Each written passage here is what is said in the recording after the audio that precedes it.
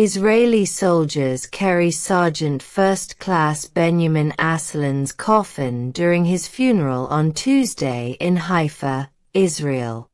Asselin was one of the 5 Israeli soldiers killed in Beit Hanoun on Monday. The deadly surprise attack in Gaza was almost as shocking as its location. On Monday night, a group of Israeli soldiers walked across a route used by tanks and armored vehicles about a mile from the border fence when a bomb exploded. Remotely operated, it tore into the troops from the Netanyahu battalion, a unit made up of ultra-Orthodox soldiers. More Israeli forces rushed to their aid as a second bomb exploded, also remotely operated. When a third bomb went off moments later, it came with a hail of small arms fire from a Hamas cell that had been hiding nearby. Within minutes, 5 Israeli soldiers had been killed and 14 more wounded, some with critical injuries. The attack took place in the city of Beit Hanoun in Gaza's northeast corner, easily visible from the Israeli city of Sderot, in territory that was supposed to be under Israeli military control. An initial investigation found the Hamas cell placed the bombs within the previous 24 hours, preparing an ambush against Israeli forces, who likely believed they were operating in relative safety so close to Israeli territory. The complex attack highlights a Hamas shift to guerrilla-style tactics as the militant group, battered and weakened after nearly 21 months of war, wages an insurgency campaign against the Israeli military. But even in its depleted state, Hamas has continued to mount deadly attacks against Israeli forces in the Strip. Throughout the war, Israeli forces have had to return to parts of Gaza multiple times as Hamas re-emerges in areas Israel claimed it had cleared. The recent string of attacks shows that Israel's goal of eradicating Hamas remains very elusive. Hamas military wing, the Al-Qassam Brigades, said Monday's attack happened in an area the occupation thought was safe after leaving no stone unturned. In a statement, Hamas described the war as a battle of attrition waged against Israel, one in which it would attempt to add to the soldiers it seized during the October 7 attacks. Even if it miraculously succeeded recently in freeing its soldiers from hell, it may fail later, leaving us with additional prisoners, Hamas said. On Wednesday, Hamas militants targeted an Israeli military engineering vehicle in Khan Yunis, launching a rocket-propelled grenade and charging the vehicle as the driver tried to flee, as seen in a video of the attack released by Hamas.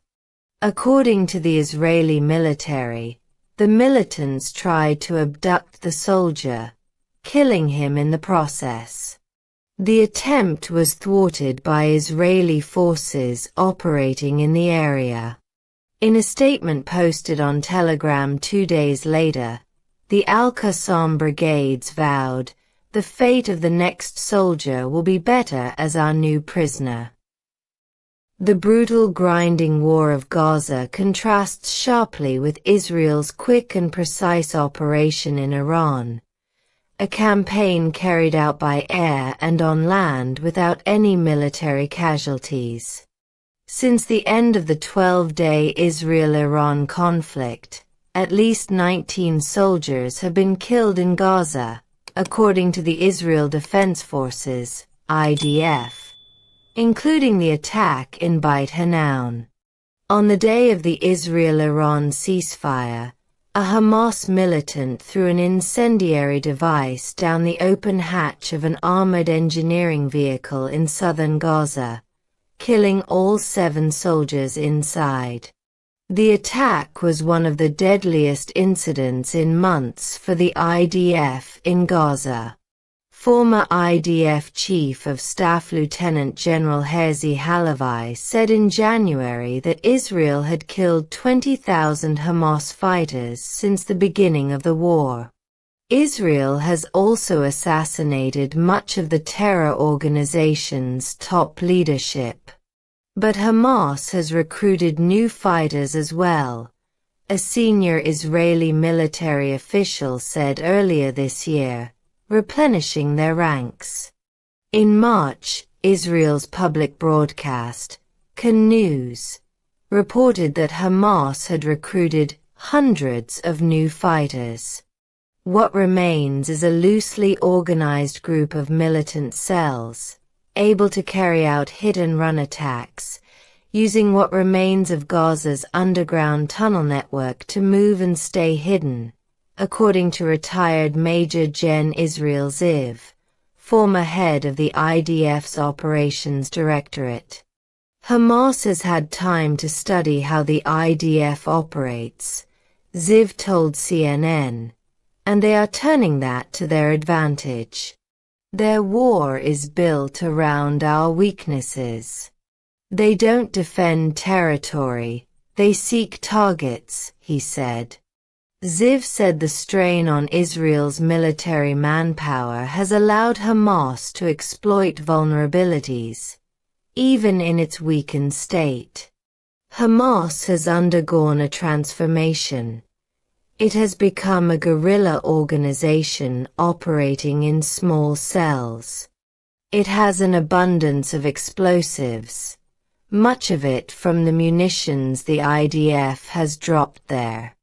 This is a war of IEDs. Hamas is creating ambushes and taking initiative by controlling key bottlenecks, said Ziv. Operating as decentralized, independent groups has made it harder for Israel to target a cohesive leadership structure. Last month, an Israeli military official told CNN that it has become more difficult to effectively target what remains of Hamas. It's harder now to achieve tactical goals, the official said. Hamas long ago expended the vast majority of its rocket arsenal, able now to launch only sporadic rockets that have near-zero impact.